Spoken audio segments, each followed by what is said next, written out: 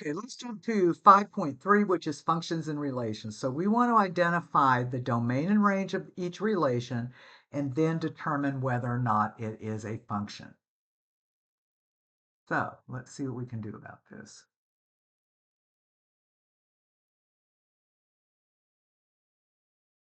All right, so the domain, of course, is all the x values. The range is the y's. And whether or not it's a function is, we'll have to look at the definition. Okay, so for the domain, I'm going to put it as a set, but I'm just going to list all the x values. So there's a -4, a 0, a 6, and a 7. For the range, I'm going to list the y values. So that's -10, -2, 3, and 12. No x value is repeated. So if I input a 4, I always get out of 10. Since an x value is not repeated, this is a function. Okay, here my domain is -4, -2, 18, and since I've already got a -2, I don't have to list it again. For my range, and I want to put these in numeric order, so it's -8, -5, -2, and 5. Now this one is not a function, and here is what tells you.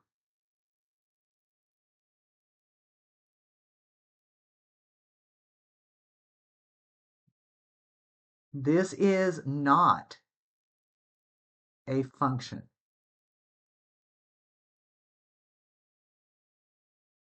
X equals -2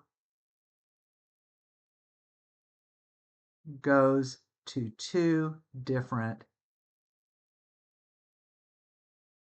y's. So it is not a function.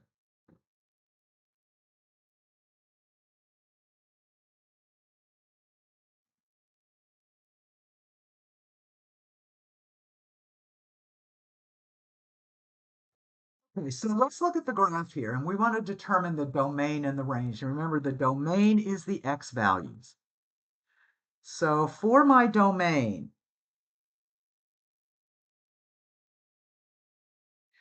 well, all of my x values are between here and here. So if I look at this, this is -5 up to 5. It touches them, so that would mean my domain is going to be -5 to 5.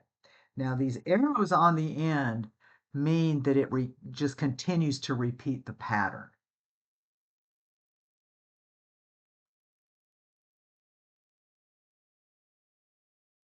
Now my range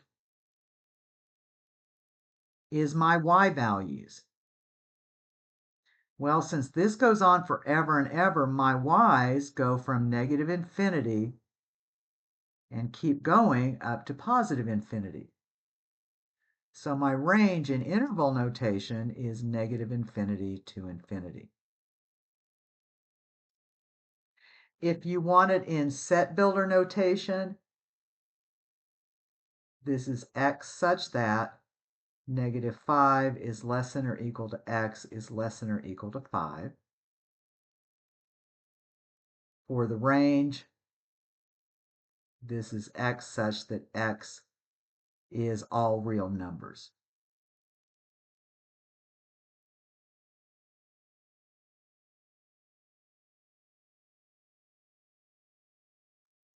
And from a graph, if you want to determine if it's a function, you have to look at the vertical line test. So if I have a vertical line anywhere in here, Notice if I were to put a vertical line here,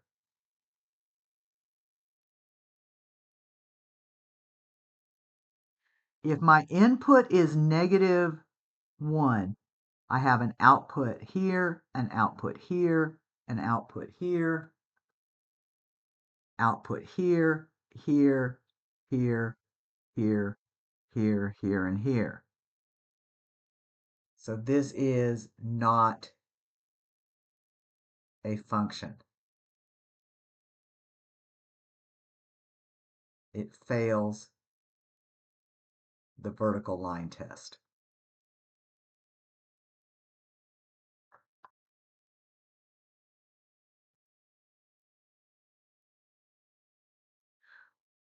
Okay, on D. All right, so if I'm looking at my domain at my x's go from -infinity on the left all the way to +infinity on the right. There's no boundary. So for my domain, it goes from -infinity to infinity, which in set builder, no, oops, oh, and I messed up. This is a y.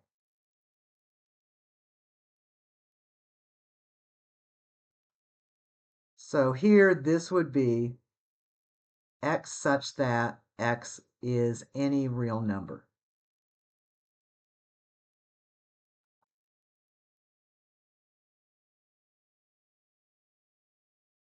But for my range now, it looks like all of my values are above this line. And let's see how this is scaled here. 1, 2, 3, 4, 5. Okay, so this is y equals 2, and the arrows go forever, so it's up to infinity.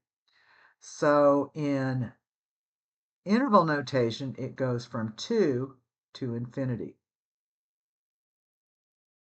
In set builder, it's y such that y is greater than or equal to 2. Interval notation is fine, whatever works for you.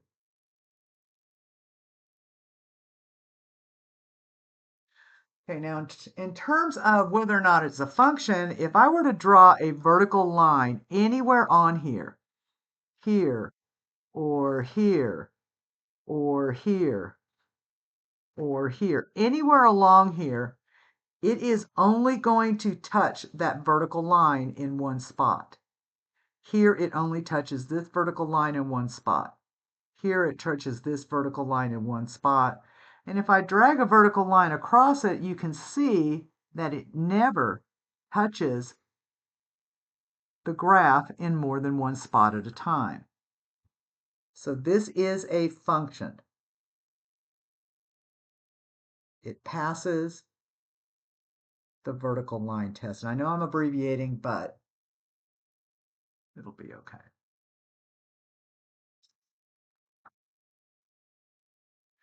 Okay, so let's do a little bit more with finding the domain and range. Okay, remember the domain is the x's and the range is the y's. So for my domain, well, all of my x's are between here and here. So it goes from -1 up to 3. I have solid dots, so it includes the endpoints, so it goes from -1 to 3.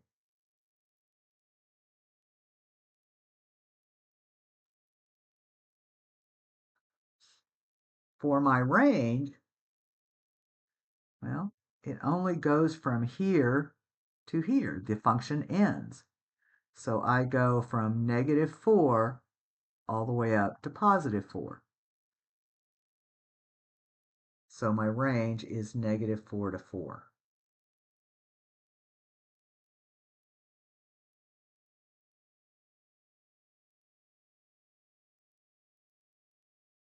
All right, for my next one, let's see. There's a difference on this one in that I have open circles at my end, so I have to figure out what that means.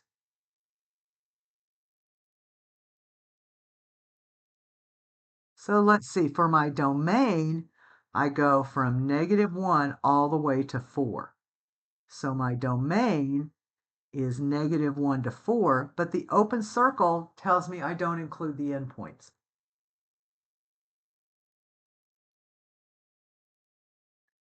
For my range, I go from -2 up to 3.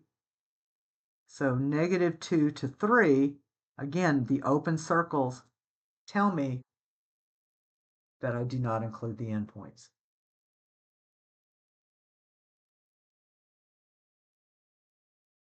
And our last one here. All right, so I know my x's go from -2 up to 4. Uh-oh, I've got an open circle here, so I've got to pay attention to that. So -2 to 4.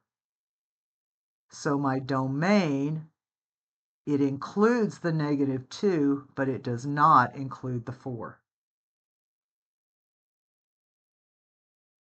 For my range, I go from -4 all the way up to 2, but it does not include the 2. So it includes the -4, it does not include the 2.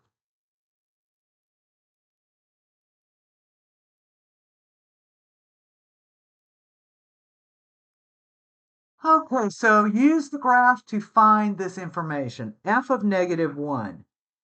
That means find y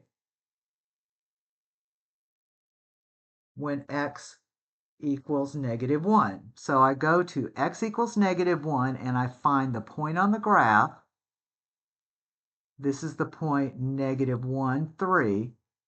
So f of -1 is 3.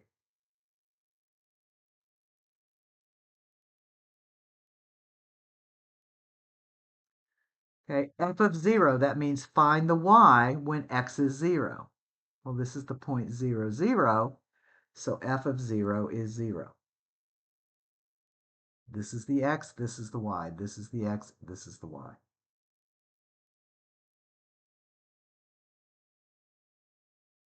Now this is going backwards. It says find the x when the y is 3. So I'm going to look for any point on the graph where the y value is 3. Well, here I have the point -3, 3. And here I have the point -1, 3. We've already used that point. So x equals -3 and x equals -1.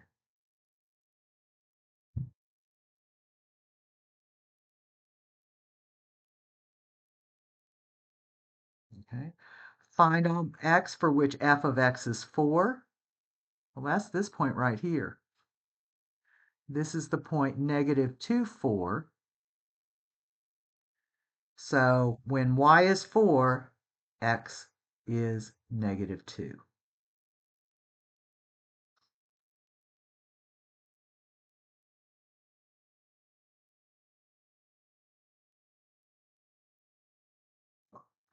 Okay, so the x-intercepts are where the graph touches the x-axis. So that's here and here. So I want to write those as ordered pairs. So they're -4, 0 and 0, 0.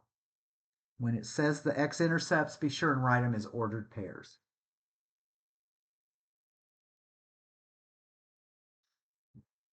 Okay.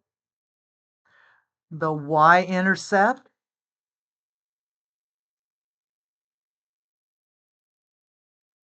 is where the graph touches the y-axis. Well, the only place it does so is here. So it is 0, 0.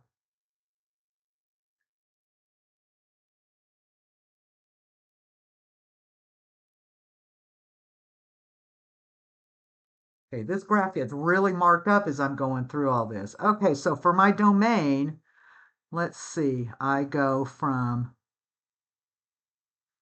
-4 up to 1.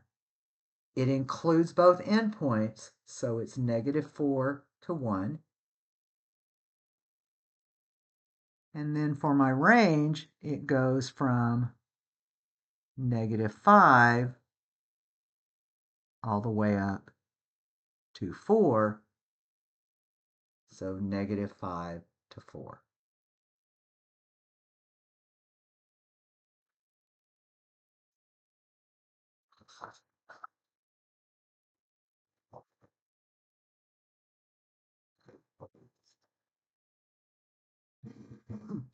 Okay, let's talk a little bit about inequalities. All right, so it says graph the interval on a number line and write the interval using interval notation. Okay, so if I do a number line, and I don't have to do anything fancy with this, notice I'm not even using a ruler. Okay, I'm going to put 0 here and -3 here. If it's all the values greater than -3, then it's everything to the right. It does not include the -3, so it's a parentheses. So it goes from -3 to infinity, so -3 to infinity.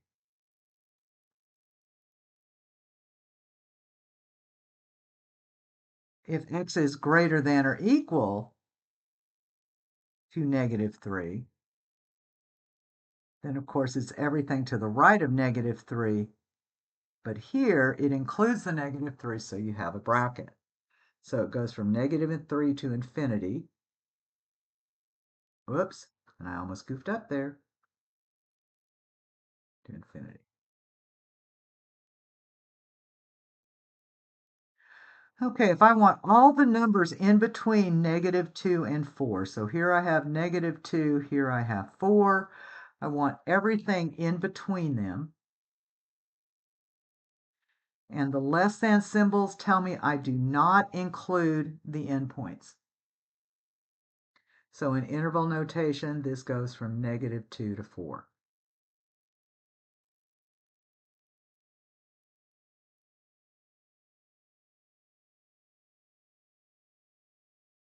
All right, here I'm going to be in between -1 and 5. So I know it's everything in the middle here. It does not include the -1. It does include the 5. So that will go from -1 to 5.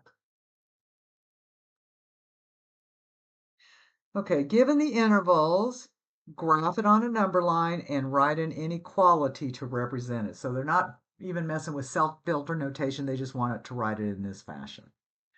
Okay, so here, if I have -1 and I'm going to go, that's on my left, I'm going to go to infinity on the right, and I am including the -1. That means I'm looking for all my x's greater than or equal to -1.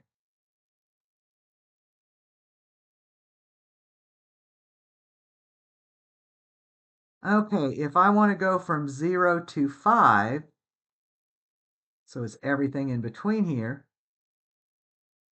I'm not including either endpoint.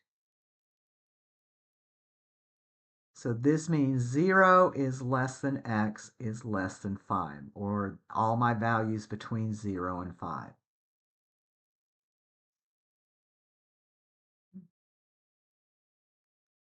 All right, if I've got 5 and I've got 9, I'm looking at everything in between those values. It does not include the 5. It does include the 9. So -5, oops, sorry, that's a +5, is less than x, is less than or equal to 9, since it includes the 9.